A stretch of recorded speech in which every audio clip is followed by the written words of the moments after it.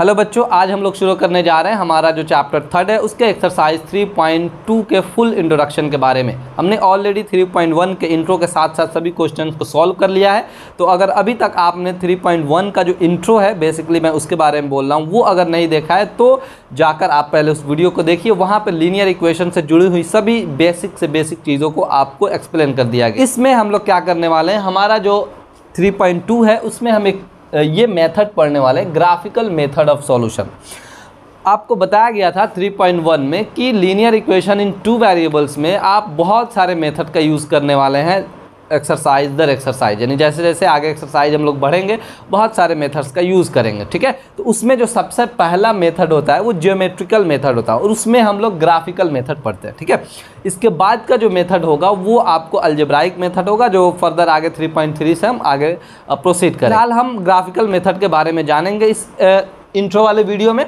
बहुत ध्यान से देखिए, ये ग्राफिकल मेथड को जानने से पहले एक लाइन में हम ये समझा देते हैं आपको कि अगर सिर्फ हमारे पास लीनियर इक्वेशन हो, सिर्फ क्या हो, लीनियर इक्वेशन हो, उनका ग्राफिकल रिप्रेजेंटेशन कैसा होता है। बहुत ध्यान से देखिए, आपको बताया गया था कि अगर कोई लीनियर इक्वेशन हो तो उसका जो ग्राफ है वो कैसा होता है, वो एक स्ट्रेट लाइन होता है। ठीक है, और स्ट्रेट लाइन जो होता है उस पर आपको जितने भी पॉइंट्स होते हैं सभी उस लीनियर इक्वेशन का क्या कहलाता है, सॉल्यूशन कहलाता है। यानी कुल मिलाकर इस पे कितने लाइन हो गए, कितने पॉइंट्स हो गए, इनफाइनाइट पॉइंट्स हो गए। बोलिए, बहुत सारे हैं ना। मतलब क्या है, जितने पॉइंट्स उतने सॉल्यूशन। तो इसका स्पष्ट यहाँ पर मीनिंग ये निकला कि इसके कितने सॉल्यूशन हो सकते हैं, वो इनफाइनाइट सॉल्यूशन हो सकते हैं। ठीक है, जितने भी पॉइंट्स है इस लाइन पे वो। ये तो हमने ग्राफिकल रिप्रेजेंटेशन आपको बताया था लीनियर इक्वेशन सिर्फ एक का, पेयर के बारे में भी बात नहीं कर रहे। ठीक है, तो अब हमें क्या करना है, यही सिचुएशन अगर 2 लाइन्स हो यानी 2 वेरिएबल पेयर वाला हो, यानी हमारा जो चैप्टर है pair of linear equation in 2 variable, इसमें क्या है, हम 2 इक्वेशन के बारे में बात कर रहे हैं। तो जब 2 इक्वेशन के बारे में बात करेंगे तो हमारे पास स्पष्ट तौर पे 2 इक्वेशन होगा, तो लाइन्स कितनी होंगी ये भी आपको बताए थे, वो आपको 2 लाइन्स मिलेगा। तो वो 2 लाइन्स इस कार्टेशियन प्लेन पे यानी ग्राफ पेपर पे उनका नेचर कैसा होता है, वो किस तरह के हो सकते हैं, इसके बारे में हम लोग बहुत ही डिटेल में आज बात करने वाले हैं। ठीक है, तो बहुत ध्यान से देखिए, पहले हम क्या करते हैं, ये सॉल्यूशन समझते हैं। ठीक है, ये सॉल्यूशन होता क्या है, लीनियर इक्वेशन इन 2 वेरिएबल में जो पेयर है उसमें, यानी 2 जब इक्वेशन दिया रहेगा उसका सॉल्यूशन क्या होता है। एक बार एक एग्जांपल लेंगे, उसके बाद हम क्या करेंगे, उसको सॉल्व करेंगे। मान लीजिए कि हमारे पास एक एग्जांपल है, let's say x minus 2y is equal to 0, 3x plus 4y is equal to 20। देखिए 2 इक्वेशन हमने यहाँ पर ले लिया, let's say equation first and equation second. तो अभी फिलहाल हम सिर्फ ये समझ रहे हैं कि वो सॉल्यूशन होता क्या है, उसके बाद अब बात को अपनी आगे बढ़ाएंगे। ठीक है, तो सॉल्यूशन होता क्या है, इसको पता करने के लिए पहले हम क्या करते हैं कि x का कुछ वैल्यू रख लेते हैं और y का कुछ वैल्यू रख लेते हैं। ठीक है, सिर्फ हिंट लगाकर देखते हैं कि वो जो है वो आपको इन दोनों इक्वेशंस को सेटिस्फाई कर रहा है या नहीं कर रहा है। ठीक है, हम बात कर रहे हैं किसके, सॉल्यूशन के बारे में। तो सॉल्यूशन क्या होता है आपको अच्छे से पता है, ये जो होता है ये होता है x और y का वो वैल्यू जिससे कि इक्वेशन क्या हो जाए, सेटिस्फाई हो जाए। क्या हो जाए, इक्वेशन सेटिस्फाई हो जाए। अब ये इक्वेशन सेटिस्फाई होने का क्या मतलब है कि LHS जो होगा, LHS वो RHS के बराबर हो जाए, इसका मतलब है कि इक्वेशन सेटिस्फाई हो जाएगा। तो देखते हैं, मान लीजिए कि x का वैल्यू हम यहाँ पर 4 ले रहे हैं और y का वैल्यू 2 ले रहे हैं, बस ऐसा ही ले लिया हमने। तो देखते हैं आगे, फिर अगर हम इन वैल्यूज़ को पहले इक्वेशन 1 में रखते हैं, पुट इन इक्वेशन 1, किसको पुट करना है, x इक्वल टू 4 और y इक्वल टू 2। ध्यान से देखिएगा, हमारा इक्वेशन 1 है x minus 2y equal to 0। x के जगह पे हम 4 रखेंगे और माइनस 2 इंटू 2 यानी y की जगह पर 2 इक्वल टू 0। ये हो गया 4 minus 4 equal to 0, 0 equal to 0। देखिए, यानी हमने जब ये वैल्यू रखा x का 4 और y का 2 तो हमारा LHS और RHS सेम आ गया। पर बात यहीं ख़त्म नहीं होती है, क्योंकि हम पेयर पढ़ रहे हैं तो हमारा जो दूसरा इक्वेशन है उसको भी ये सेटिस्फाई करना होगा। अगर ये सेटिस्फाई कर देता है यानी LHS RHS के इक्वल आ जाते हैं, इसका मतलब ये होगा कि हाँ, ये 4 और 2 जो है इस पेयर का क्या है, सॉल्यूशन है। तो चेक करते हैं, अब क्या करेंगे, हम इसको पुट करेंगे किसमें, इक्वेशन सेकंड में। तो हमारा इक्वेशन सेकंड है 3x plus 4y is equal to 20। तो 3 इंटू एक्स के जगह पे हम क्या रखने वाले हैं, बहुत ध्यान से देखिए, एक्स के जगह पे हम 4 रखेंगे, प्लस 4 इंटू वाई के जगह पे क्या रखेंगे, वाई के जगह पे 2 रखेंगे, और ये आपको इधर 20 तो पहले से ही दिया हुआ है। 3 4 जा 12, 4 2 जा 8 इजकल टू 20, ये भी 20, ये भी 20। तो ध्यान से देखिए, ये भी क्या हो गया, LHS और RHS बराबर हो गया यहाँ भी। इसका मतलब ये है कि x इजकल टू 4 और y इजकल टू 2 जो है वो क्या है, वो इनका सॉल्यूशन है। वो क्या है, वो इनका सॉल्यूशन है। तो आखिर ये आया कहाँ से, आप सोच रहे होंगे कि आपने ऐसा ही तुक्का लगा दिया या फिर ये कहाँ से ला दिया, x equal to 4 y equal to 2। तो बेसिकली हमको ये नहीं समझना है कि ये कहाँ से आया, इसको समझने के लिए ही हम आज पढ़ेंगे ग्राफिकल मेथड कि ये आया कैसे, ठीक है, इसको कैसे ऑब्टेन करते हैं। फिलहाल हम ये समझा रहे थे कि ये सॉल्यूशन होता क्या है। तो सॉल्यूशन क्या होगा कि दोनों इक्वेशन में जो वैल्यूज़ होंगे उनको पुट करने पर वो सेटिस्फाई हो जाए, यानी LHS और RHS इक्वल हो जाए, उसे ही हम लोग क्या बोलते हैं, उसे ही बोलते हैं सॉल्यूशन ऑफ द इक्वेशन, ठीक है। तो यहाँ पे पता चल गया कि ये जो क्या है वो सॉल्यूशन है। अब बहुत ध्यान से देखिए, अब इसी को हम लोग क्या करेंगे, रिप्रेजेंट करना सीखेंगे ग्राफिकल मेथड में, और वहाँ से कैसे सॉल्यूशन फाइंड आउट करेंगे, यही इस वीडियो में होने वाला है, ठीक है। बहुत ध्यान से देखिए, बहुत सारे कंडीशंस भी हम आज पढ़ने वाले हैं, तो ये वीडियो बहुत इंपॉर्टेंट होने वाला है। तो ग्राफिकल मेथड के बारे में बात हो रही है। फिलहाल हम यहाँ पे बात करते हैं कि अगर हमारा x इजकल टू 4 था और y इजकल टू 2 था, तो हमारा जो इक्वेशन है वो क्या हो गया, सेटिस्फाई हो गया, दोनों इक्वेशन सेटिस्फाई हो गया। अब बताइए कि अगर इसको हम कोऑर्डिनेट बनाना चाहें, अब थोड़ा सा ग्राफ में घुसते हैं, ठीक है। अगर हम कोऑर्डिनेट बनाना चाहें तो आप जानते हैं कोऑर्डिनेट लिखते कैसे हैं, पहले एब्सिसा को लिखते हैं, पहले किसको लिखते हैं, एब्सिसा को, उसके बाद ऑर्डिनेट को, ठीक है। अगर ये भी पता नहीं चला तो एब्सिसा बोलते हैं एक्स एक्सिस को, यानी एक्स एक्सिस पे जो वैल्यू होता है, और ऑर्डिनेट बोलते हैं वाई एक्सिस के वैल्यू को, ठीक है। यानी एक्स एक्सिस का वैल्यू क्या होगा, 4 होगा, और वाई एक्सिस का वैल्यू क्या होगा, 2 होगा। तो ये जो हो गया वो क्या बन गया, आपको कोऑर्डिनेट बन गया, ठीक है। अब बहुत ध्यान देने वाली बात है कि x और y का वैल्यू हमने यहाँ पे लिख दिया। अब सोचिए एक बार कि जब हमारे पास दो इक्वेशंस होते हैं पेयर में, ये L1 होता है और ये L2 होता है, दो लाइन मिलता है ना। यहाँ पर सिर्फ हम लीनियर इक्वेशन के बारे में बात कर रहे थे, पेयर के बारे में बात नहीं कर रहे। तो हमने आपको बताया कि क्या हो सकता है, उसमें सिर्फ एक लाइन होता है और उस लाइन पे इनफाइनाइट पॉइंट्स होते हैं, इसलिए लीनियर इक्वेशन का जो सॉल्यूशन होता है वो इनफाइनाइट सॉल्यूशन होता है, ठीक है। तो ये तो अलग बात हो गई। फिलहाल हम ये बात कर रहे हैं कि हमारे पास दो इक्वेशन है, तो क्लियर है कि यहाँ पर एक L1 मिलेगा, एक L2 मिलेगा, दो लाइन्स मिलेंगी, ठीक है। अब दो लाइंस मिलेंगी, इसका ये मतलब होगा कि दोनों लाइन पे 4 और 2 जो होगा ये कहाँ लाई करेगा, आपको बताइए, ये कहाँ लाई करेगा, कहाँ मौजूद होगा। ये आपको L1 पर भी हो सकता है और L2 पर भी होगा, हो सकता है नहीं बल्कि डेफिनेटली होगा। क्यों? क्योंकि ये आपको दोनों इक्वेशन को सैटिस्फाई कर रहा है। ये अगर हम इस में भी रख रहे हैं x minus 2y equal to 0 में, तब भी सेटिस्फाई हो रहा है, और 3x plus 4y equal to 20 में रख रहे हैं, तब भी सेटिस्फाई हो रहा है। इसका मतलब क्या है कि ये 4 2 जो है वो क्या है, वो आपको कॉमन पॉइंट है। क्या है? कॉमन पॉइंट है ऑन किस पे, लाइन L1 एंड L2 पे। बहुत ध्यान से देखने वाली बात है कि हमारा जो ये सॉल्यूशन आया 4 और 2, ये बेसिकली ग्राफ पेपर पे जब हम रिप्रेजेंट करेंगे, मैं भी इसके बारे में बात करूंगा अभी बाद में। फिलहाल हम ये समझ रहे हैं कि इस कोऑर्डिनेट से हमें क्या मिला। ये जो 4 और 2 है वो L1 पर भी आएगा और ये L2 पे भी आएगा। ये इसलिए आएगा क्योंकि ये दोनों इक्वेशन को ये वैल्यू जो है वो सेटिस्फाई कर रहे हैं। तो ये कॉमन पॉइंट्स हो गए ऑन L1 एंड L2। तो इसका मतलब ये है कि यहाँ से एक चीज़ आपको पता चलेगा कि नंबर ऑफ कॉमन पॉइंट्स जो होगा वो बराबर होगा नंबर ऑफ सॉल्यूशन के, ठीक है। तो ध्यान से देखिएगा, यहाँ पर हमारे पास एक सॉल्यूशन आया x equal to 4 y equal to 2, और ये दोनों पॉइंट्स आए कहाँ, ये कॉमन पॉइंट्स थे दोनों लाइन पे, ठीक है, दोनों लाइन के कॉमन पॉइंट्स थे। तो इसका मतलब ये है कि जितना कॉमन पॉइंट होगा उतना ही उस इक्वेशन का, उस पेयर का सॉल्यूशन होगा। ये बहुत ही इंपॉर्टेंट बात है।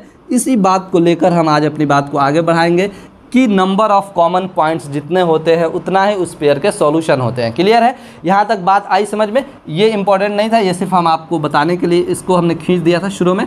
फिलहाल इतना जो हमने आपको बताया वो बहुत समझने की ज़रूरत है कि इक्वेशन होता क्या है, ठीक है, और उस इक्वेशन में जो दो वैल्यूज़ होते हैं x और y के, वो किस सिनेरियो में आते हैं। तो ये हमने बताया कि जो नंबर ऑफ कॉमन पॉइंट्स होगा उतना ही उसका सॉल्यूशन होगा, ठीक है। पर क्या अब इससे ये अंदाज़ा लगा सकते हैं आप कि किसी भी पेयर में हमेशा कॉमन पॉइंट्स होंगे? अब बात हम यहाँ से शुरू करेंगे। क्या ये पॉसिबल है कि हर टाइम जो है वो आपको कॉमन पॉइंट मिलेगा? ये पॉसिबल नहीं है, क्योंकि पिछले वाले एक्सरसाइज में हमने आपको बताया था कि वहाँ पे कॉमन पॉइंट सिर्फ एक सिचुएशन में आता था, इंटरसेक्टिंग लाइन। जब हम ग्राफ पेपर पे या फिर प्लेन पे हमने आपको बताया था कि प्लेन पे दो लाइंस में क्या रिलेशन हो सकती हैं, या तो दोनों वो काट दे, या तो दोनों वो कोइंसाइड कर जाए, या तो दोनों वो एक दूसरे के पैरेलल हो जाए। तो ठीक है, एक ही सिचुएशन था जहाँ पे आपको एक कॉमन पॉइंट आ रहा था, दूसरा जो था वो क्या था, वो कोइंसाइड था, उस पर आपको बहुत सारे कॉमन पॉइंट्स मिल जाएंगे, और तीसरा में एक भी नहीं मिलेगा। तो ये ही सिचुएशन जो है वो इस ग्राफिकल मेथड में पढ़ना है। ग्राफ पे रिप्रेजेंट कैसे करना है नंबर्स को, ये बहुत आसानी से हम पहले वाले एक्सरसाइज में भी सीख चुके हैं। आपको मैं फिर से याद दिला दूंगा, इसमें हम लोग क्वेश्चंस भी करेंगे कि एक बार क्या करते हैं, एक्स का वैल्यू रखते हैं तो वाई आता है, या फिर वाई का रखते हैं तो एक्स आता है। इसी तरह दोनों में रख के हम कोऑर्डिनेट्स निकालते हैं और उसको लोकेट कर देते हैं, ठीक है। तो चलिए फिलहाल आप इसे नोट डाउन कर सकते हैं। उसके बाद हमने अब आगे क्या करना है कि हम वो सिचुएशंस देखेंगे जब दो लाइंस आपस में पैरेलल होती हैं, कोइंसाइड होती हैं और एक दूसरे को इंटरसेक्ट करती है, तो क्या क्या सिचुएशंस हमारे सामने आ सकती हैं। तो अब हम उन सिचुएशंस पे बात कर लेते हैं जो हमने अभी आपको बताया। बहुत ध्यान से देखिए, दो लाइंस में क्या संबंध हो सकता है, क्या रिलेशन हो सकता है। वो या तो दोनों एक दूसरे को काट दे, ठीक है, या तो वो दोनों एक दूसरे के कोइंसाइड कर जाए। यानी लेट से अगर ये एक लाइन है, ठीक है, और इसी पे एक और लाइन हो जाए, बोलिए ये लेट से अगर L1 है और ये L2 है, यहाँ पर भी आप बोल सकते हैं ये L1 है और ये आपको L2 है, ठीक है। चलिए तीसरा जो सिचुएशन है वो क्या हो सकता है, वो ये हो सकता है, इसको मैं थोड़ा सा और छोटा कर दे रहा हूँ, ये L2 है।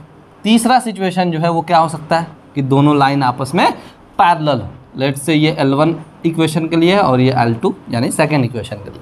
यहाँ तक आई बात समझ में? ये तीन सिचुएशन हो सकते हैं। क्या इसके अलावा और भी कुछ होता है जब दो लाइंस प्लेन में होते हैं? तो नहीं, बिल्कुल नहीं, बस यही तीन सिचुएशन आएंगे सामने। अब देखना है यहाँ पे, अब उस कॉमन पॉइंट वाली बात पे आएंगे कि जब हमारे पास एक कॉमन पॉइंट होगा। देखिए ये दोनों लाइन जब आपस में इंटरसेक्ट हुई तो यहाँ पे इनको एक कॉमन पॉइंट मिला, ठीक है। इसका मतलब है कि यहाँ पर हम लिख देंगे कि इसका कितना कॉमन पॉइंट है, 1 कॉमन पॉइंट। बोलिए, हमने बताया था कि जितना कॉमन पॉइंट उतना इसका सॉल्यूशन। इसका मतलब है इसका कितना सॉल्यूशन होगा, सिर्फ एक सॉल्यूशन होगा। एक्स और वाई के वैल्यूज आएंगे, वो भी सिर्फ एक, ठीक है। क्यों? क्योंकि एक कॉमन पॉइंट है। हम इस वन सॉल्यूशन को एक और नाम से जानते हैं जिसको हम लोग बोलेंगे कि ये यूनिक सॉल्यूशन होगा। तो आपको यूनिक सॉल्यूशन भी पता होना चाहिए कि किसको बोलते हैं, वन सॉल्यूशन बोले या यूनिक सॉल्यूशन बोले, बात बराबर है। बोलिए, ये सिचुएशंस आ गई हमारे सामने कब, जब एक कॉमन पॉइंट था तब। अब आते हैं इस पे, बहुत ध्यान से देखिए। इसमें जब कॉमन पॉइंट्स की बात आएगी तो आपके पास इनफाइनाइट नंबर ऑफ पॉइंट्स होंगे जो इन दोनों लाइंस पे कॉमन होंगे, ठीक है। तो इसका मतलब है कि इसमें कितना कॉमन पॉइंट है, इनफाइनाइट कॉमन पॉइंट्स, ठीक है। तो अब बताइए आप कि जब इनफाइनाइट कॉमन पॉइंट्स होंगे तो इनके नंबर ऑफ सॉल्यूशंस कितने होंगे। बहुत अच्छा, इनफाइनाइट, गुड। तो ये भी हो जाएगा आपको इनफाइनाइट सॉल्यूशन। इसके कितने सॉल्यूशन आ गए, इनफाइनाइट सॉल्यूशन आ गए। बोलिए, इसमें कोई प्रॉब्लम, गुड। तीसरा देखिए, ये हमारे पास जो लाइन है वो दो इक्वेशंस का है, इक्वेशन फर्स्ट और इक्वेशन सेकंड। ये दोनों आपस में पैरेलल हैं, इनका कॉमन पॉइंट होएगा ही नहीं। आप इधर बढ़ा लीजिए या फिर उधर बढ़ा लीजिए, दोनों के बीच का जो डिस्टेंस है वो एकदम कांस्टेंट रहने वाला है, वो इधर उधर नहीं होगा। इसका मतलब ये पैरेलल लाइन है और पैरेलल लाइंस में कोई भी कॉमन पॉइंट नहीं होता है। तो हम यहाँ पर क्या लिखेंगे, नो कॉमन पॉइंट। बोलिए, नो कॉमन पॉइंट, कोई भी कॉमन पॉइंट है ही नहीं। जब कॉमन पॉइंट नहीं है तो इसका ये मतलब होगा कि इसमें कोई भी सॉल्यूशन नहीं होगा, नो सॉल्यूशन। बोलिए, ये समझ में आया? इसमें कोई भी सॉल्यूशन नहीं। कब? जब लाइन पैरेलल हो, जब लाइन पैरेलल हो। इनफाइनाइट सॉल्यूशन कब? जब लाइन कोइंसाइड कर रही हो, कोइंसिडेंट लाइन बोल सकते हैं, कोइंसिडेंट लाइन बोल सकते हैं इसको, ठीक है। और वन सॉल्यूशन यानी यूनिक सॉल्यूशन किस सिचुएशन में, जब लाइन क्या कर रही हो, आपस में इंटरसेक्ट कर रही हो, यानी इंटरसेक्टिंग लाइंस होगा तब। यहाँ पे जो कोऑर्डिनेट होंगे यानी एक्स और वाई के जो वैल्यूज होंगे वो आपको क्या कहलाएंगे, सॉल्यूशन कहलाएंगे। बोलिए यहाँ तक समझ में आया। ये जिस पॉइंट पे कटेगा, दोनों जो कॉमन पॉइंट्स मिलेंगे वहाँ पे, वही उस पेयर का आंसर हो जाएगा, उस इक्वेशन का। चलिए, तो ये चीज़ें तीन ठो जो हमने बताई आपको समझ में आई। ये पैरेलल लाइंस थी जिसमें कोई भी आपको सॉल्यूशन नहीं मिलेगा, ये कोइंसिडेंट, इनफाइनाइट, और ये लाइन इंटरसेक्ट हो रही है इसलिए इसमें आपको एक यूनिक सॉल्यूशन मिलेगा। अब एक और चीज़ जानते हैं, ये दो लाइन जो इंटरसेक्टिंग लाइन है और कोइंसिडेंट लाइन है, इनके पेयर को हम लोग एक नाम से जानते हैं, यानी इनका जो पेयर होगा वो कहलाएगा, बहुत ध्यान से देखिएगा, ये बहुत इंपॉर्टेंट है, कॉन्सिस्टेंट पेयर।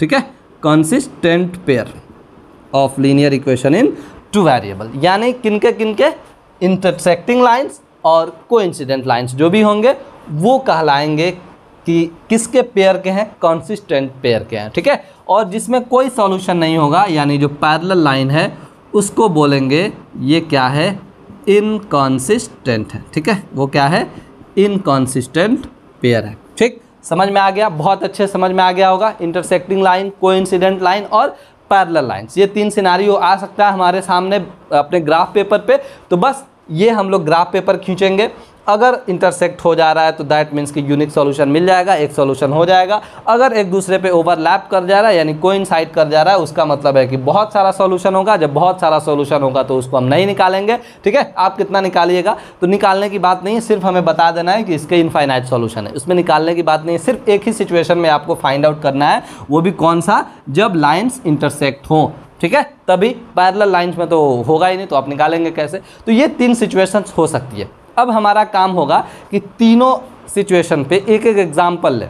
फिर मैं बोल रहा हूँ भी लोकेट करना नहीं सीखेंगे, हम ऑलरेडी सीख चुके हैं। तो लोकेशन सिर्फ हम बुक से देख के डायरेक्ट लिखेंगे और वहाँ से बताएंगे कि इस जो भी इक्वेशन दिया है उस इक्वेशन से कैसा ग्राफ बनता है, वो इंटरसेक्ट हो रहा है, वो कोइंसाइड कर रहा है या फिर वो पैरेलल हो रहा है। उसके बाद उस ग्राफ को देख के आपको बताना है कि वो जो है कितना सॉल्यूशन देगा, बहुत सारा, इनफाइनाइट देगा या एक देगा या फिर कोई भी सॉल्यूशन नहीं देगा। ठीक है, फिलहाल आप इसे नोट डाउन कीजिए। बढ़ते हैं हम लोग कुछ एग्जांपल्स पे। हमने 3 एग्जांपल लिया हुआ है, वो भी आपके एनसीईआरटी से। ठीक है, हम यहाँ पर क्या करने वाले हैं, हम लोग सिर्फ फ्री हैंड से ग्राफ खींचेंगे और वहाँ से इनके कंक्लूजन निकालेंगे कि वो किस तरह के सॉल्यूशंस हो रहे हैं। ठीक है, ग्राफ पेपर पे अगर आपको बहुत अच्छे से देखना है तो आप अपने एनसीईआरटी को प्रीफर कर सकते हैं। वो यहाँ पर पेज नंबर 42 पे ये क्वेश्चन मिल जाएगा, पेज नंबर 43 पे ये और पेज नंबर 44 पे ये, यानी एक्यूरेट ग्राफ यहाँ से आप देख सकते हैं। फिलहाल हम सिर्फ समझने के लिए कर रहे हैं कि अगर इसका ग्राफ खींचा जाए,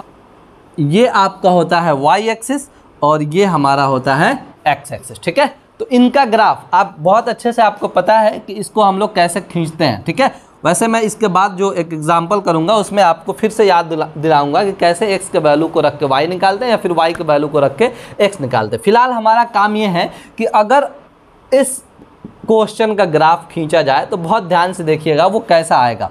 वो आपको एक इक्वेशन के लिए ये आएगा, ठीक है, और दूसरे इक्वेशन के लिए ये आएगा, यानी यहाँ पे ये क्या होगा, पक्का है कि आपको इंटरसेक्ट होगा। ठीक है, तो ये आप जानते हैं ये एक्स एक्सिस होता है और ये वाई एक्सिस होता है। ठीक है, और ये कटेगा कहाँ, आपको 4 और 2 पॉइंट्स पे। किस पे कटेगा, 4 और 2 पॉइंट्स पे। यानी देखिए बहुत ध्यान से, जब इंटरसेक्ट हो गया, जब दोनों लाइंस आपस में कट गई, इसका मतलब हमें एक वैल्यू मिल गया, एक सॉल्यूशन मिल गया। ठीक है, तो ये जो मिला इसमें बहुत ध्यान से देखिए, पहला वाला जो होता है वो x होता है और दूसरा वाला जो होता है y होता है, यानी x का वैल्यू 4 और y का वैल्यू 2, ये सॉल्यूशन मिल गया। ठीक है, तो इस सिचुएशन को देख के कि ये कटा हुआ है, एक दूसरे को इंटरसेक्ट कर रहा है, तो हम आसानी से बता सकते हैं कि इसका जो सॉल्यूशन होगा वो कैसा होगा, वो आपको 1 सॉल्यूशन होगा। कैसा होगा, 1 सॉल्यूशन, जिसको हम लोग क्या बोलते हैं, यूनिक सॉल्यूशन भी बोलते हैं। ठीक है, ये कैसे खींचेंगे इसके बारे में बात नहीं हो रही, सिर्फ बात ये हो रही है कि अगर ये एक दूसरे को इंटरसेक्ट करता है या फिर पैरेलल होता है या फिर कोइंसाइड करता है तो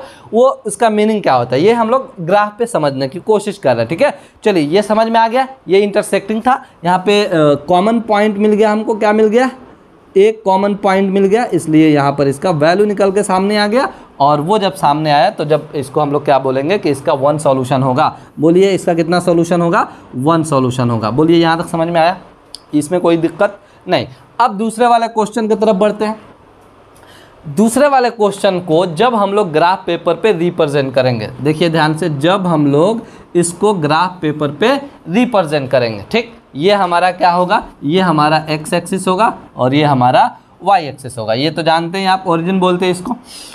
चलिए, तो इसको जब हम लोग खींचेंगे तो पहला वाला जो इक्वेशन है उसका ये होगा, आपको एक लाइन मिल जाएगा। लेट्स से हम इसको मान लेते हैं L1, आप चाहें तो इसको भी मान सकते थे, ये L1 के लिए हो जाता और ये L2 के लिए हो जाता। फिर हम समझा रहे हैं, सिर्फ समझा रहे हैं, ठीक है। ये इक्वेशन 1 इक्वेशन 2, ये इक्वेशन 1 इक्वेशन 2, ठीक। तो इसके लिए L1, और फिर अगर आप चाहें तो इस L2 को भी खींचे, यानी सेकेंड इक्वेशन के लिए जो लाइन खींचेंगे वो भी आपको इसी पे आएगा। वो भी कहाँ आएगा? वो भी इसी लाइन पे आएगा। ये भी कहाँ आएगा? इसी लाइन पे आएगा, यानी L1 भी यहीं और L2 भी इसी पे। इसका मतलब हो गया कि ये क्या हो गया, यहाँ पर कोइंसाइड हो गया। क्या हो गया? कोइंसाइड हो गया। तो जब कोइंसाइड हो गया तो देखिए, तो इनफाइनाइट नंबर ऑफ पॉइंट्स इस पे मिल रहे हैं, इनफाइनाइट नंबर ऑफ पॉइंट्स मिल रहे हैं, और वो भी कॉमन दोनों के लिए होगा ना। ये आपको L1 के लिए भी होगा और L2 के लिए भी होगा, तो इसलिए ये कोइंसाइड हो रहे हैं। तो कोइंसाइड के सिचुएशन में क्या बोलते हैं? इसके कितने सॉल्यूशन होते हैं? इसके सॉल्यूशन जो होते हैं वो इनफाइनाइट होते हैं। इसका जो प्योर ग्राफ है उसको देखने के लिए आप अपने पेज नंबर 43 को देख सकते हैं, ठीक। चलिए बात आगे बढ़ाते हैं। बहुत ध्यान से देखिए, हमारा जो तीसरा सिचुएशन है, मैं चाहूँ तो यहाँ पर लिख सकता हूँ क्या, कि इसका जो सॉल्यूशन होगा वो क्या होगा? इनफाइनाइटली मेनी, इनफाइनाइटली मेनी, या फिर सिर्फ इनफाइनाइट भी बोल सकते हैं, ठीक है। चलिए तीसरे सिचुएशन पे आते हैं, जो हमारा तीसरा क्वेश्चन है, x + 2y = 4, 2x + 4y = 12। तो इसको अगर आप लोकेट करना चाहते हैं ग्राफ पेपर पे, तो मैं बता दूं इसका जो ग्राफिकल रिप्रेजेंटेशन होगा वो कैसा होगा। ध्यान से देखिए, ये आपको एक ये लाइन मिलेगा, लेट्स से ये L1, और एक ये लाइन मिलेगा, एंड दिस इज L2। देखिए तो ये किस तरह के लाइंस हो गए? ये आपको पैरेलल लाइंस हो गए। ये कैसे हो गए? ये आपको पैरेलल लाइंस हो गए। तो पैरेलल लाइंस में तो कोई भी कॉमन पॉइंट नहीं होता है, पैरेलल लाइंस में कोई भी कॉमन पॉइंट नहीं होता है। इसका मतलब है कि यहाँ पर ये आपको कैसा आ गया, इसका ग्राफिकल रिप्रेजेंटेशन है वो पैरेलल लाइंस आ गया, और पैरेलल लाइंस में क्या होता है? No common point. इसका मतलब कि इसका कोई भी सॉल्यूशन नहीं होगा। क्या होगा? इसका नो सॉल्यूशन होगा, ठीक है। क्यों? क्योंकि इसमें कोई भी कॉमन पॉइंट नहीं है। तो यहाँ पर हम आसानी से लिख सकते हैं कि इसका क्या होने वाला है? कोई भी सॉल्यूशन नहीं होने वाला है। बोलिए, ये समझ में आ गया? आप, मैं फिर बोल रहा हूँ, इसको बहुत अच्छे से देखना है तो आप अपने बुक में जाइए, मैंने पेज नंबर लिख दिया हुआ है, वहाँ पे इसको समझ सकते हैं, ठीक है। या फिर खुद से खींचिए, खुद से खींचिएगा तो और बेहतरीन होगा। चलिए, तो अब यहाँ पर एक सवाल आएगा, जो तो समझ में आ गया होगा।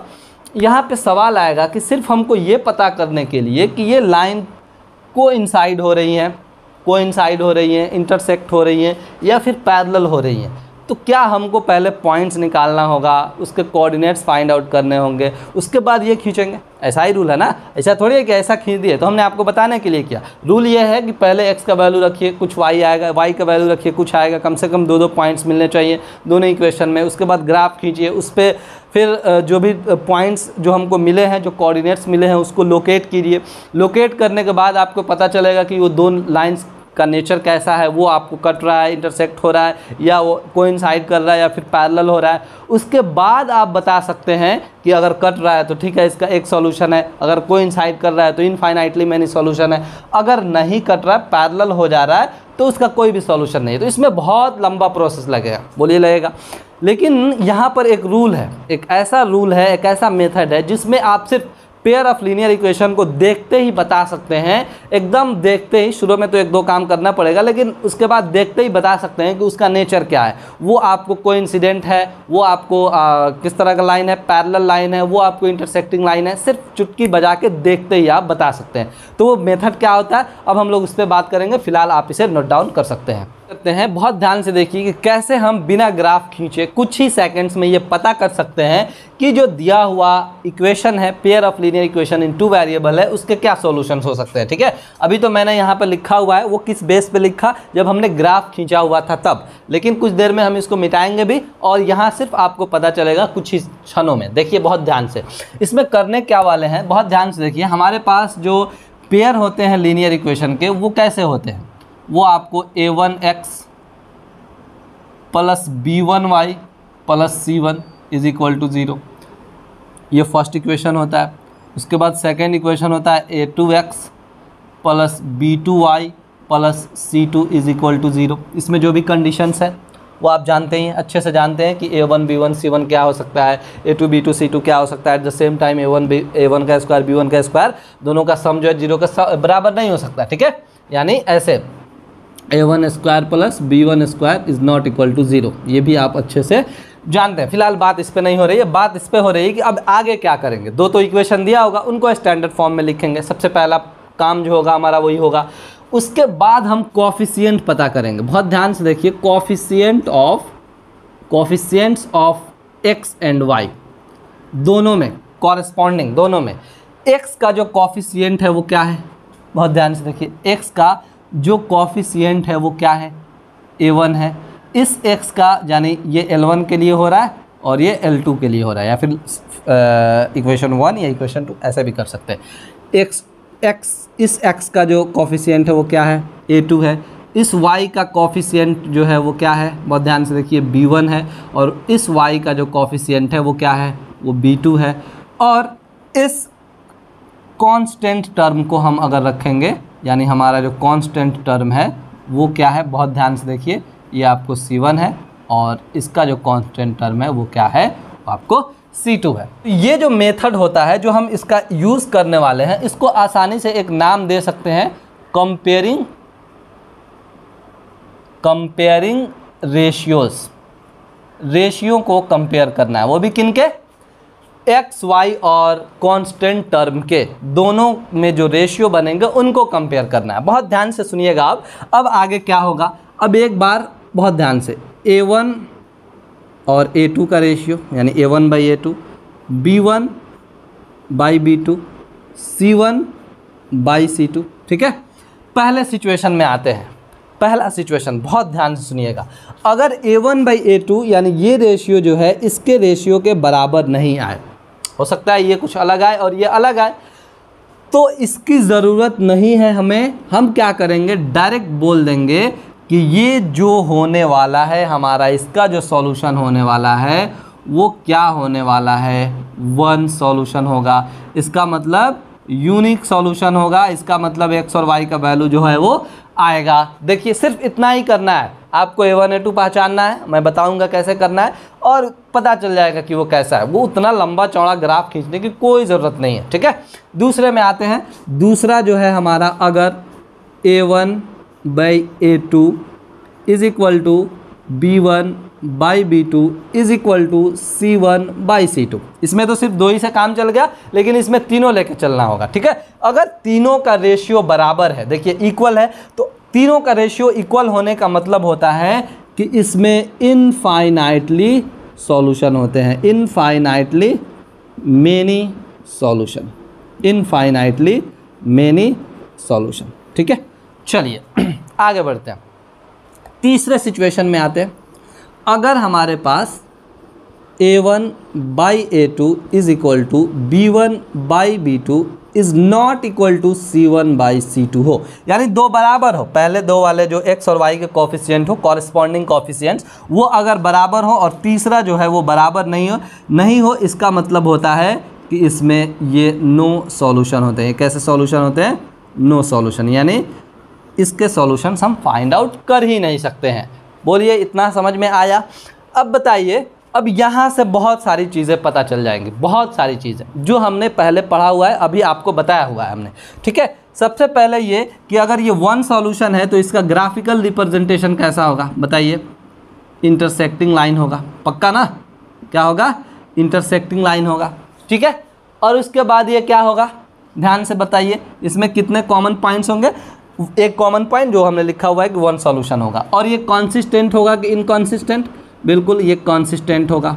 बोलिए, यहाँ तक भी पता चल गया सिर्फ इतना करने से, यानी इसका जितना भी पॉसिबिलिटी है सब सामने आ जाएगा। इनफाइनाइटली मैनी सॉल्यूशन है, इसका मतलब क्या है? ये कैसा लाइन होगा? ये आपको कोइंसाइड करेगा, यानी कोइंसिडेंट लाइन, कोइंसिडेंट लाइन। बोलिए, और ये भी कॉन्सिस्टेंट ही होगा, दोनों कॉन्सिस्टेंट में ही आते हैं। ठीक है, अब बताइए, आप खुद बताइए कि ये क्या होगा? इसका जो लाइन होगा वो कैसा होगा? नो सॉल्यूशन जिसका होता है, जिसका कोई भी सॉल्यूशन नहीं होता, वो एक सिर्फ पैरेलल लाइन का हो सकता है। तो हमने यहाँ पर लिख दिया पैरेलल लाइंस। और ये किस में आता है? ये आता है आपको इनकॉन्सिस्टेंट में। किस में आता है? इनकॉन्सिस्टेंट में।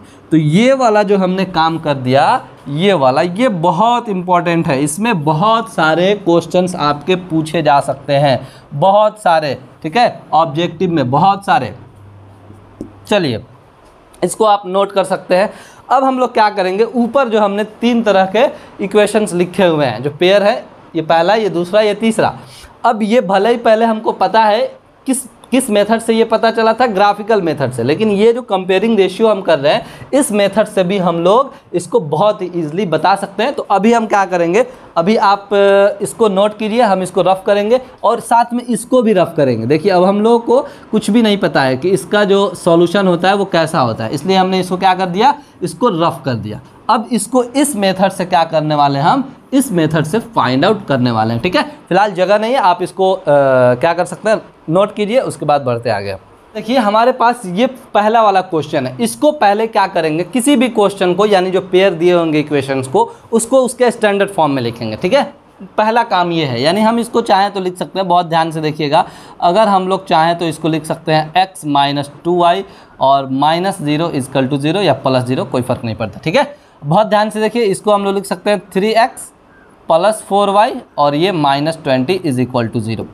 अब इसको तो हमने स्टैंडर्ड फॉर्म में ले लिया। अब निकालते a1 a2 b1 b2 c1 c2। ठीक है, तो a1 a2 यानी a1 का वैल्यू, बहुत ध्यान से, यानी x का कॉफिशिएंट, अरे तो है ही नहीं कुछ, बिल्कुल है। अगर कुछ भी नहीं है तो एक तो हमेशा रहता है, इसलिए a1 का वैल्यू कितना हो जाएगा, 1 हो जाएगा। और a2 देखिए, इस x का जो कॉफिशिएंट है वो कितना है, वो +3 है। प्लस माइनस का भी ख्याल रखना है। ठीक है, चलिए b1 का देख लेते हैं। b1 ये रहा, b1 यानी y का ये -2 और इस y का +4। c1 जो है ये 0 रहा और c2 कितना हो जाएगा, ये आपको -20 होगा। तो कंपेयर करते हैं ना, कैसे करते हैं, a1 by a2, b1 by b2 और c1 बाई c2। पहले ही इक्वल और नॉट इक्वल तो नहीं लिख सकते हैं, इसलिए ध्यान से। ठीक है, अब एक बार इसको कंपेयर कर सकते हैं, 1/3 और ये -2/4 और ये हो जाएगा 0/-20। इसको सॉल्व कीजिएगा तो 1/2 आ जाएगा, यानी 1/3 माइनस 1/2 0/-20। ना ही ये इसके बराबर है, ना ही ये इसके बराबर है, कोई किसी के बराबर नहीं है। इसके बारे में तो सोचना ही नहीं है, जब पहले वाला बराबर नहीं हो तो इसका मतलब ये, इससे कोई मतलब है नहीं हमको। तो इसका मतलब ये है कि a1 जो है बाई a2 वो इक्वल नहीं है किसके, b1 बाई b2 के। तो ऐसा कब होता है, बताइए, ऐसा कब होता है? ऐसा कब होता है, जब लाइन इंटरसेक्ट होती हैं, और जब इंटरसेक्ट होती हैं तो क्या कर सकते हैं, हम बोल सकते हैं इसका जो सॉल्यूशन होंगे वो कितने होंगे, 1 सॉल्यूशन होंगे। देखिए, बस इतना ही काम था, यहीं से हमने पता कर लिया। नहीं तो हमें क्या करना पड़ता, पूरा ग्राफ खींचना पड़ता, और यहाँ से हम ग्राफिकल रिप्रेजेंटेशन भी बता सकते हैं कि क्या होने वाला है इसका। अभी बताया ना आपको कि कैसा होगा, दोनों लाइन इंटरसेक्ट करता हुआ और कंसिस्टेंट भी होगा। तो ये सभी चीज़ें हम यहाँ से बता सकते हैं। ठीक है, दूसरे क्वेश्चन पे आते हैं। इसमें हमने क्या करना है, इसको पहले लिख देना है किसमें, स्टैंडर्ड फॉर्म में, यानी 2x + 3y - 9 इजकल टू 0, यानी +9 इधर आ जाएगा। ये हो जाएगा 4x + 6y - 18 is equal to 0। a1 देखिए कितना है, 2 है, b1 देखिए कितना है, 3 है, c1 है 9 और a2 जो है वो आपको 4 है और b2 जो है वो 6 है और c2 जो है वो -18 है, ये -9 था, सॉरी।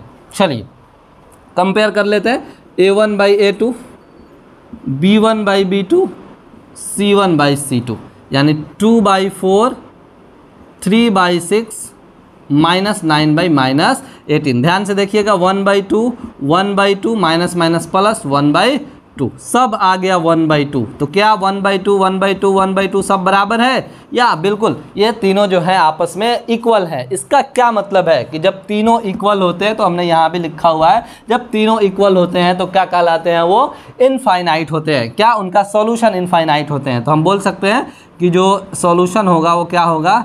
इनफाइनाइटली मेनी सॉल्यूशन होगा। ठीक है, ग्राफिकल रिप्रेजेंटेशन आप बताइए जिसका इनफाइनाइटली मेनी सॉल्यूशन होता है। ये कब होता है? जब लाइन को इंसाइड कर रही हो। ठीक है, और ये कंसिस्टेंट में आता है कि इनकंसिस्टेंट में? ये आपको कंसिस्टेंस में आता है। ठीक है, चलिए तो ये हो गया। अब तीसरे पे भी बात कर लेते हैं, उसको क्यों छोड़ना है।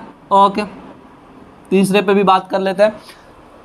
इसमें देखिएगा ध्यान से A1 B1 और C1। A1 का वैल्यू आपको देखिए कुछ नहीं है तो 1 है, 1, B1 का वैल्यू 2, और इसको हमने जब इधर लाएंगे तो क्या होगा? ये -4 हो जाएगा इक्वल टू 0। इसको कर देते हैं, ये -12 हो जाएगा इक्वल टू 0। ठीक है, तो C1 हमारा -4, उसी तरह A2 +2, B2 +4, C2 -12।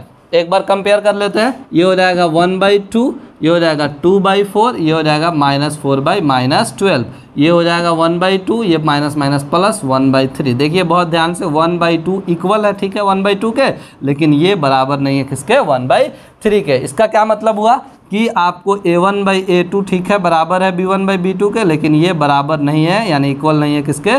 C1/C2 के। तो इस सिचुएशन में क्या होता है? इस सिचुएशन में क्या होता है? कोई भी सॉल्यूशन नहीं होता है। क्या होता है? No solution. बोलिए, अब आसानी से हमने क्या कर दिया, इसको भी बता दिया कि ये किस तरह का इसका जो सॉल्यूशन होगा वो होगा। अब इससे आप बता सकते हैं नो सॉल्यूशन कब होता है? जब लाइंस क्या होती हैं?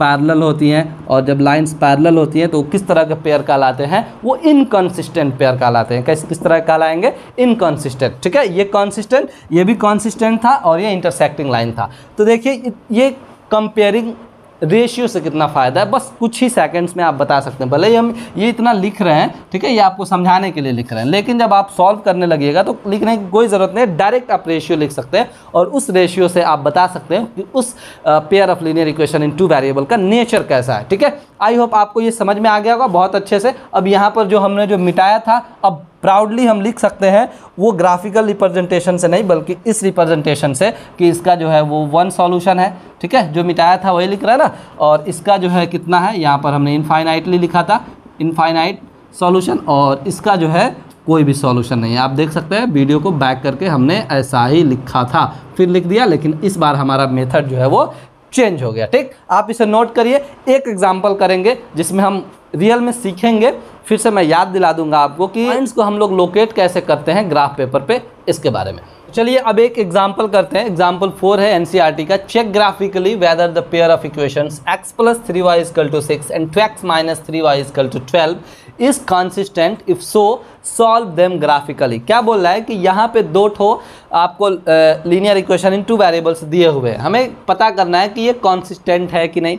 अगर कंसिस्टेंट है तो इन्हें ग्राफिकली रिप्रेजेंट करना है। तो क्या आप कंसिस्टेंट होने के लिए ग्राफ पे ड्रॉ करना ज़रूरी है?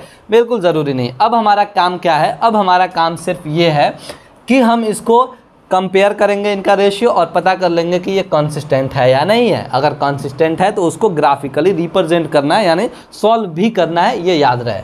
चलिए तो चेक करते हैं। हमारा जो पहला इक्वेशन है वो क्या है? x + 3y = 6 और 2x - 3y = 12। ठीक है, बहुत ध्यान से देखिए। इसका A1 कितना है? A1 है आपको, मैं अब ये सब भी नहीं लिखूंगा, जल्दी जल्दी चेक कर लेते हैं। देखिए ये 1 है, यहाँ कुछ नहीं है, तो 1/2, और ये 3/-3, और ये 6/12। ये इधर आता तो माइनस माइनस, फिर बात बराबर होता, प्लस ही होता, यानी 1/2 और 3 3 1, यानी 1/2 ये इक्वल नहीं होगा -1 के, और ये मान लीजिए इसके इक्वल है। तो इसका कोई भी मतलब नहीं है जब ये दोनों इक्वल नहीं है। तो बताइए, जब A1/A2 बराबर नहीं होते हैं B1/B2 के, तो क्या होते हैं? ये पक्का है कि इनका सॉल्यूशन होगा, यानी ये किस पेयर में आएगा? ये कॉन्सिस्टेंट पेयर है। तो ये तो हमने पता कर लिया। अब इसको क्या करना है? रिप्रेजेंट करना है, ग्राफ पे हमको ड्रॉ करना है। इसको बहुत ध्यान से देखिए, ये समझ में आ गया होगा। अब आते हैं हम लोग फ्रॉम इक्वेशन 1। बहुत ध्यान से देखिए, अब हम लोग पॉइंट्स बनाने के चक्कर में पड़ेंगे। ठीक है, तो फ्रॉम इक्वेशन 1, हमारा जो इक्वेशन 1 है वो क्या है, x plus 3y is equal to 6। तो बहुत ध्यान से देखिए, अगर हम क्या कर दें कि y का वैल्यू 0 रख दें, अब वो जो हम सीख चुके हैं ऑलरेडी, एक बार मैं फिर से याद दिला रहा हूँ क्योंकि इस बार हम लोग जेन्युइन ग्राफ खींचेंगे। चलिए y का अगर हम 0 रख लेते हैं तो ये पूरा 0 हो जाता है ना, इसको लिख दीजिए ना, x plus 0y equal to 6, ये पूरा 0 हो गया, यानी x इक्वल टू 6। बोलिए आ गया। फिर उसी तरह इधर अगर हम इस बार क्या करते हैं, इस बार y का वैल्यू 2 रख लेते हैं। क्या रखते हैं, y का वैल्यू 2, देखिएगा तो ये हो जाएगा x प्लस 3 इंटू 2 y की जगह पे इक्वल टू 6, यानी x इक्वल टू 6 प्लस 3 2 जा 6 इधर आएगा तो क्या हो जाएगा -6, यानी x का वैल्यू 0। अब आराम से अपना बॉक्स बना सकते हैं हम लोग, और इस बॉक्स में क्या क्या होगा, यहाँ x होगा और यहाँ y होगा। तो ध्यान से रखिए, पहले वाले में हमने y 0 रखा तो हमारा x 6 आया था, और दूसरे वाले में हमने y 2 रखा तो हमारा जो x आया वो 0 आया। बोलिए, एक तो हो गया। दूसरे वाले को करते हैं, ये थोड़ा कंजूसी इसलिए हो रही है कि यहाँ पे हम लोग ग्राफ खींचने वाले हैं, ठीक है, दूसरा तो है नहीं, इसलिए ध्यान रहे। ओके अब यहाँ पे क्या करते हैं, फ्रॉम इक्वेशन 2 इक्वेशन 2 जो है वो कितना है, 2x minus 3y equal to 12, ठीक है। तो इसको हम लोग सॉल्व करेंगे, बहुत ध्यान से देखिए, इसको भी सॉल्व कर सकते हैं, या फिर अगर इसको चाहें तो थोड़ा सा और ठीक करने के लिए हम चाहें तो 2x इक्वल टू 12 और -3 को उधर ले जाएंगे तो प्लस 3y हो जाएगा, और x इक्वल टू आपको 12 प्लस 3y बाई 2। अब ये इसलिए करना पड़ा, आप नहीं भी करते तब भी होता, क्योंकि हम डायरेक्ट यहाँ पर कोशिश करेंगे कि y के वैल्यू को रखें। क्या रखें, y के वैल्यू को रखें और x का वैल्यू हम यहाँ से निकाल लें, ठीक है। तो मान लीजिए अब यहाँ सोचना पड़ेगा कि y कितना रखते हैं, ठीक है। बहुत आसान है, अगर y आप 4 रखते हैं तो देखिए x क्या हो जाएगा, 12 प्लस 3 इंटू 4 बाई 2, यानी 12 प्लस सॉरी ये 4 रखने में ना मज़ा नहीं है, ये -4 रख लेते हैं। क्या रख लेते हैं, -4 रखते हैं। क्यों, क्योंकि ये +12 और -12 क्या हो जाएगा, पूरी तरह से 0 हो जाएगा, और 0/2 क्या आता है, 0 होता है, यानी x का वैल्यू यहाँ पर क्या आ गया, 0 आ गया। कब, जब हमने y -4 रखा तब। चलिए इस बार क्या करते हैं, फिर से अगर y का वैल्यू मान लीजिए हमने रख दिया लेट्स से -2, कितना, -2, किसका, y का वैल्यू। तो जब y का वैल्यू हमने -2 रखा तो लेट्स से x देखते हैं कितना होता है, 12 प्लस 3 इंटू वाई की जगह पे -2, सिर्फ वैल्यू पुट कर रहा है इसमें, ठीक है, सिर्फ इसमें वैल्यू पुट किया जा रहा है, नथिंग एल्स, बाई 2। तो ये हो गया आपको 12 माइनस 3 2 जा 6 बाई 12, यानी ये हो जाएगा 6/2, यानी ये हो जाएगा 3। हमारा एक और बॉक्स यहाँ पर क्या हो सकता है, बन सकता है, ध्यान से देखिए, ये x रहेगा और ये y रहेगा। तो पहले वाले सिचुएशन में हमने y -4 रखा था, तो हमारा x कितना आया था, 0 आया था। दूसरे वाले सिचुएशन में हमने y -2 रखा था तो हमारा x जो आया था वो कितना आया था, वो आपको 3 आया था। बोलिए, ये समझ में आया। ओके, अब खींचते हैं हम अपना ग्राफ, अब खींचेंगे हम लोग अपना ग्राफ। इस पे एक्यूरेट ग्राफ आप नहीं खींच सकते, आपके लिए मैं सिर्फ ये बता रहा हूँ, आप अपने ग्राफ पेपर को लेके उस पर खींचेंगे, ठीक है। ऐसे तो थोड़ी होगा, इस पे तो गड़बड़ हो जाएगा। हमने बना दिया, ओके। पहले वाले में आते हैं, जो हमारा पहला बॉक्स है, यहाँ पे क्या पॉइंट्स बने हैं, मान लीजिए A 6 0 और B लेते हैं तो 0 2, इसको रिप्रेजेंट करते हैं। 6 0 कहाँ होगा, 6 0 जो होगा वो यहाँ होगा, ये हमारा क्या है, ये हमारा 6 0 है, and this is point A। उसके बाद 0 2 कहाँ होगा, x 0 और y कितना है, 2 है, ये आपको 0 2 यहाँ होगा, एंड दिस इज B। अब हम क्या करेंगे, सबसे पहला काम तो है कि ये वाले पॉइंट से इस वाले पॉइंट को मिला दे, ताकि एक टेंशन कम हो जाए, एक हमारा जो लाइन है वो मिल जाए, ठीक है। चलिए लेट से इसको हमने बोल दिया L1। यहाँ तक किसी को प्रॉब्लम, हमने लोकेट कर दिया। दूसरे सिचुएशन में आते हैं, दूसरा जो है हमारा, मान लीजिए यहाँ पर P0 -4 है और Q3 -2 है, तो 0 -4 कहाँ होगा, y -4 होगा, यहाँ पे होगा 0 -4, हमने इसको P रखा हुआ है, ठीक है, हमने क्या रखा है, इसको P रखा हुआ है। ओके, नेक्स्ट अब क्या है हमारा 3 -2, तो 3 यहाँ पे रहेगा और -2 जो है वो कहाँ पे रहेगा, यहाँ पे रहेगा, यहाँ पे, ठीक है। 3 - 2। ओके, ये हो गया 3 - 2 और ये q हो गया। फिर क्या करते हैं, इसको मिलाते हैं। बहुत ध्यान से देखिए, ये जो है अगर हम मिलाते हैं तो यहाँ से आके ये मिल जाता है। ठीक, ये कहाँ पे मिला, ये इस लगभग इस 6 पे मिला। ग्राफ तो है नहीं कि एक्यूरेट मिलने वाला, मैं बार बार यही बात बोल रहा हूँ। ये हमारा किसके लिए है, ये L2 के लिए यानी इक्वेशन 2 के लिए। तो हमारा जो इंटरसेक्शन है वो कहीं ना कहीं हो गया, यानी ये दो लाइंस आपस में इंटरसेक्ट करेंगे। और ये हुआ कहाँ, ये हुआ आपको 6 और 0 पे। देखिए x का वैल्यू कितना है, 6 है, और y x एक्सिस पे 0 होता है, यानी ये हो गया x और ये हो गया y, यानी डेफिनेटली हमने x का वैल्यू निकाल लिया 6 और y का भी वैल्यू निकाल लिया 0। ये इसके सॉल्यूशन हो गए। यानी फाइनली अगर चाहें तो आप इसको सॉल्व करके देख सकते हैं अच्छे से। बहुत सारे मेथड्स हम आगे भी पढ़ने वाले हैं, तो ग्राफिकली मेथड से हम लोग ऐसे सॉल्व करते हैं। मैंने शुरू में ये इसलिए सब नहीं बताया क्योंकि ये चीज़ें जो हम वैल्यू पुट कर रहे थे वो ऑलरेडी हमने पढ़ा हुआ है। एक्सरसाइज 3.1 का इंट्रो वाला वीडियो जो है वो बहुत इंपॉर्टेंट है, इसलिए मैं बार बार बोलता हूँ कि इंट्रो वाली वीडियो को ज़रूर देखिए। ये सभी चीज़ें वहाँ पे हमने बहुत अच्छे से पढ़ा हुआ है। तो हमने क्या किया, उसको वैसे ही दो पॉइंट्स निकाले और उनको इस पे लोकेट कर दिया, और ये जो इंटरसेक्शन पॉइंट मिला जो हमको यहाँ पर, ये मान लीजिए हमारा M है, और इसमें जो ये एब्सिसा है और ये ऑर्डिनेट है, इनके भी जो भी एक्सिस हैं वो वैल्यूज़ हो जाएंगे किसके, x और y के। ठीक है, आई होप आपको ये समझ में आ गया होगा। ये पूरा इंट्रो बहुत अच्छे से समझ में आ गया होगा। अब हम लोग मिलते हैं एक नए वीडियो में, एक फ्रेश वीडियो में, जो होगा हमारा एक्सरसाइज 3.2 का सॉल्यूशन।